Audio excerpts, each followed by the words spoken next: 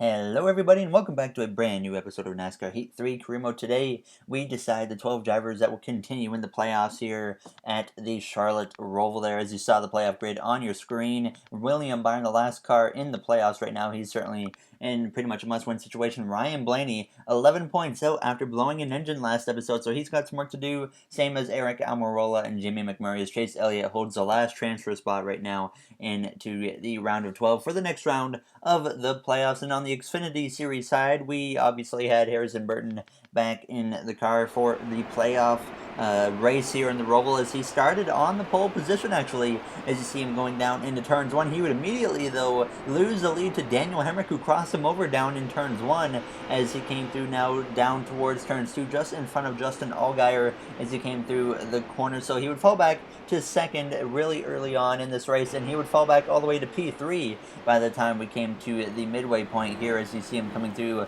the bus stop behind the 7 of Justin Allgaier and the Brandt Chevrolet there, as Daniel Hemrick continued to the lead at this point. And as Harrison came towards the final lap in this race, he continued to run in the 3rd position as he came down through the bus stop, though he nailed it and had a chance to look to the inside of Justin Allgaier as they came through the oval turns 3 and turns 4. Burton would move up into the 2nd position as Daniel Hemrick pretty much just cruised to victory here as he came through the final chicane, as Burton would come through and Harrison Burton would get through to finish in the 2nd position. So a solid effort by Harrison in our car, so I wasn't too disappointed. Obviously it's going to be close for him to make the next round, as he is now just 15 to the good, which is going to be pretty much, we just need to make sure he has a good run in the next race, which I believe is Dover, so hopefully he can make that happen, so he'll be able to make it to the next round. But now it's time to set our sights on the Roval for the Cup Series. We won one here last season, we got a 2nd here a couple seasons back, so we know we're going to be a strong force here to be reckoned with in the Roval. And as you see me coming through on my qualifying lap out of the bus stop down into the oval, turns 3 and turns 4, heading down towards the final chicane. It was looking like a pretty decent lap. We usually qualify pretty good here in the Roval, and as we come through the chicane, we nail it and come through to cross the line with a 111.508, and we will start the Charlotte Roval from the pole position as you see the rest of the starting grid as we get ready to go green and hopefully hang on to the lead here in the Roval. Today, the Monster Energy NASCAR Cup Series returns to Charlotte Motor Speedway for the running of the Bank of America 400. After today, the playoff field goes from 16 to 12. And for the playoff drivers on the cusp, they'll have to fight to stay alive on the most unique track in NASCAR, the Charlotte Roval. The Roval combines an infield road course segment with the traditional 1.5-mile oval, creating a 2.28-mile, 17-turn test of racing knowledge and skill. Are you ready to see if these drivers can pass this test? NASCAR Playoff Racing is next on PRN. Alright, we're ready to go green here for the Bank of America Roval 400 here, as Joey Logano has been struggling all weekend. They don't look like they're starting very well, as Landon Castle's team's training seems to be really paying off into this race. Kyle Larson gave up his qualifying position for new tires, a very interesting move by the 42 team, which could end up hurting them here with making this round of 12, as we're ready to go green here in the Charlotte Roval, side by side with Chase Elliott now as the green flag is out, and we are underway as the final race of the round of 16 is green as we go into turns 1. Not getting the best start as Chase Elliott easily gets clear of me, and Kevin Harvick's going to come through and take over the 2nd position. So we go from P1 to P3 on the initial start of this race. So certainly not a good start from myself, and that's something we're going to have to work on for the next couple of restarts. Obviously, we have at least 2 more restarts to try and improve on that. That was certainly just not a good start on myself, and I was pretty disappointed with what I had done there on the start, but hopefully we can turn it around now as we go into the right-hander. Kyle Busch, my teammate, sends it up my inside and gets into the side of me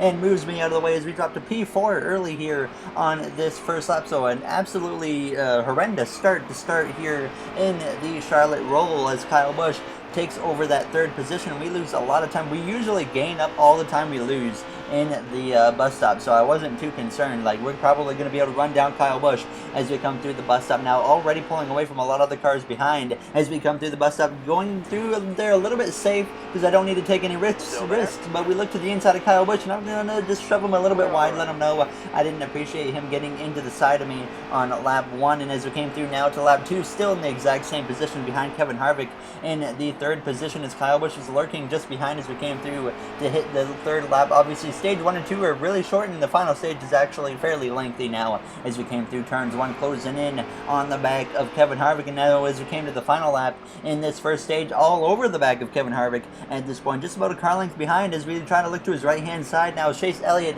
in the clear to just hold on to the stage victory as we try to cross the 4 over and look to his inside now as we approach the oval portion of the track now, side by side with the 4 of Kevin Harvick, who got his first win of the season. Last episode, we clear Kevin Harvick as he'll battle side by side with Kyle Busch, and Busch clears him, and he will also fall behind Martin Truex Jr. as we come down the back straightaway, heading down towards the bus stop for the final time in this first stage, just in front of Kyle Busch and Martin Truex Jr. We nail the bus stop and come through the oval, turns 3 and turns 4, and pull way ahead of Kyle Busch now as Chase Elliott's going to come through down into the final chicane, and he is easily going to win stage 1 as we come through, getting through there really good, and we come through to get P2 after dropping down to P4 on the first lap. We did a good job of making up those couple of positions lost now as Chase Elliott with a playoff point, obviously good for him.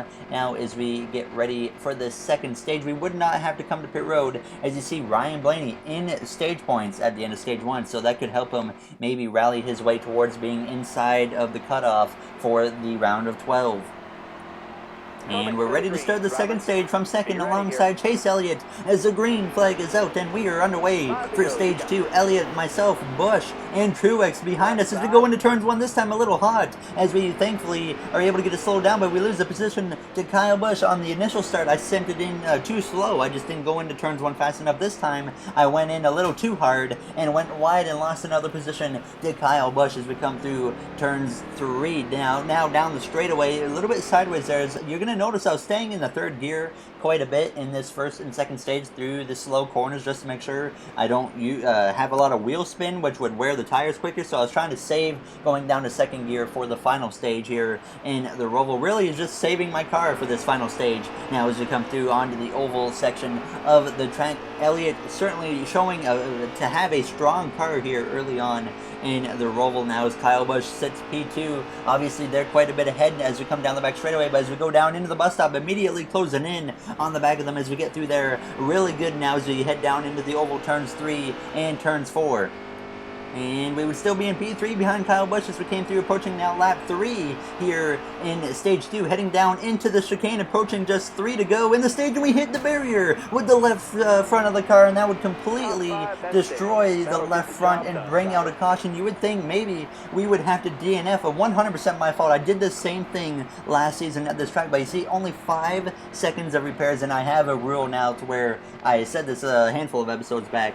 If we have more than 10 seconds of damage, we would DNF the car. Thankfully, we get a break, and we only had 5 seconds of damage. You see, obviously, 9 cars stayed out for the end of the stage, as that did end the stage when I brought out the caution. Chase Elliott won the stage as we come through now turns 1, so hopefully we can work our way towards the front as these cars in front of us all stayed out, like I said, as they had pitted, I guess, earlier, or maybe didn't even pit at all, and they might have to pit before the end of this 3rd stage. Maybe they're gambling on strategy. Up ahead, you see Joey Logano, who's had a rough race. Now he is up ahead of us as we make a little bit of contact with Chase Elliott there as we head down through into, I believe, turns 4 and turns 5 as Kyle Busch looks to my right hand side, getting into the back now of Chase Elliott as we head down into the left-hander. Certainly not a best start. We have been really struggling on restarts in this race, so hopefully we can make up these positions and the ground that we have lost now as we look to the inside of Haley Deegan as we re-enter a top 10 position now as we head through on the oval turns 2, looking to the outside now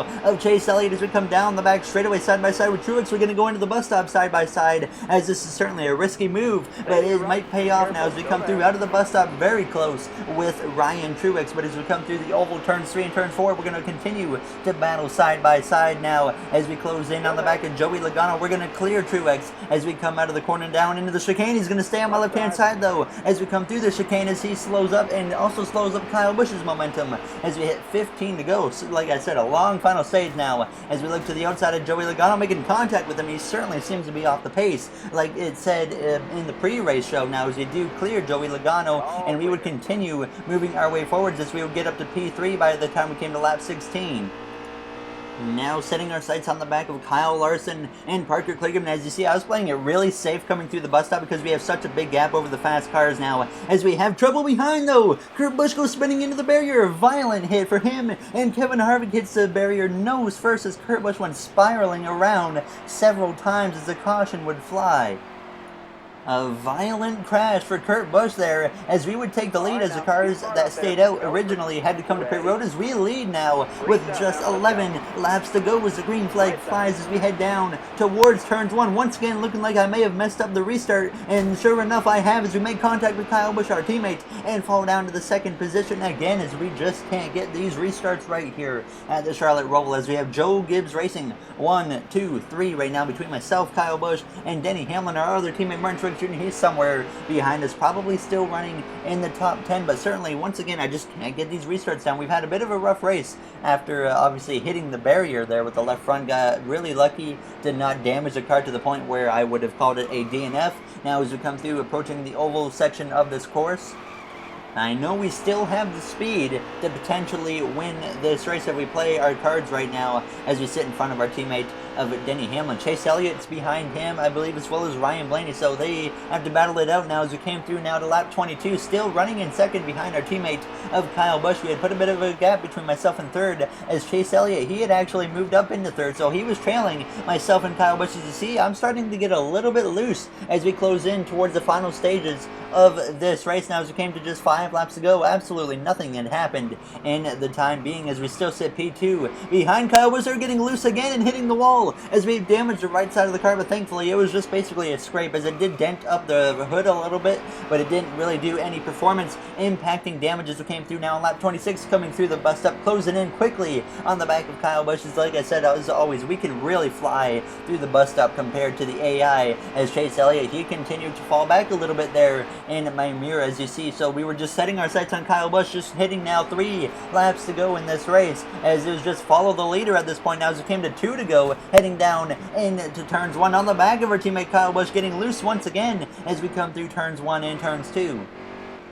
And at this point, just doing everything I can to stick with the 18 of Kyle Busch as we are coming towards the white flag as you see me slipping and sliding all over the place now as we head down the straightaway.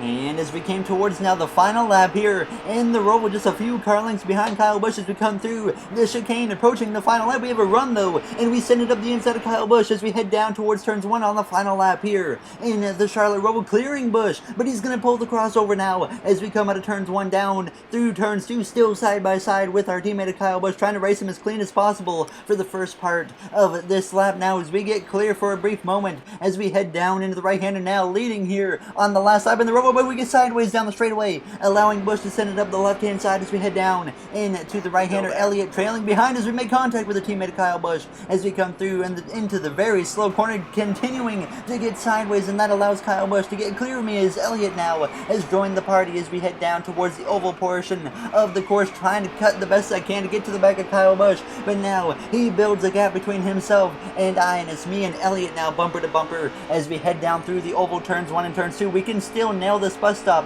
and have a slim chance to win this race as we head down the back straightaway into the bus stop for the final time, and we nail it and come through here close to Kyle Busch, now almost on his back bumper as we come through the oval turns 3 and turns 4.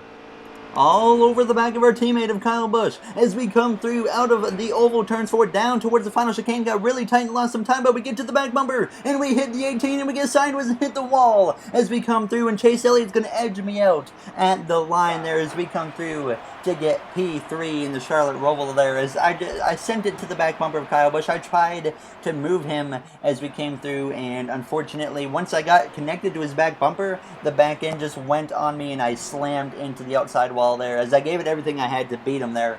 unfortunately, it didn't work out. Maybe I should have tried to look down to the apron, really, through the oval, turn 3 and turn 4, and try to get under him and send it into the chicane side by side, but I just didn't make it happen, unfortunately, though. But there you see the 4 drivers eliminated at the end of the round of 16. Jamie McMurray, Ryan Blaney, after blowing an engine. Blaney would have made it to the next round if he didn't blow an engine last episode, and Eric Almirola and William Byron have also been eliminated, as Joey Logano just barely squeaks his way in after having a terrible race. You've made it to the round of 12. Keep working. You haven't won anything yet.